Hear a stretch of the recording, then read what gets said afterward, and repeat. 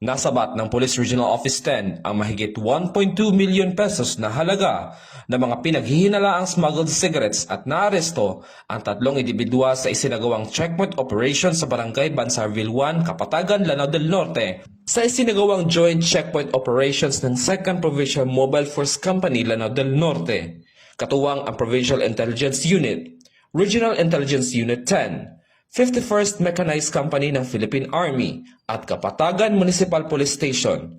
Naaresto ang mga sospek na nakilala lamang sa mga alias na Ayman, Erwin at Asal.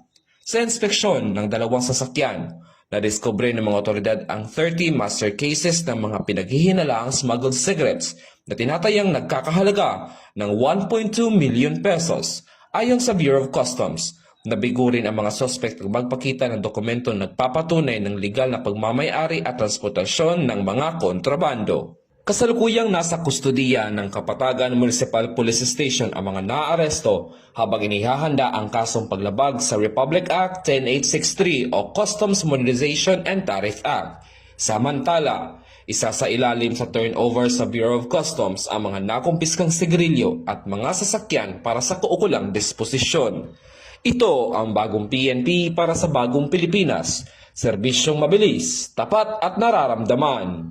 Wala dito sa Lanao del Norte Police Official Office, ako yung PNN Correspondent, Patrolman Kim Luna, alagad na batas, tagataguyod ng Balitang Pulis.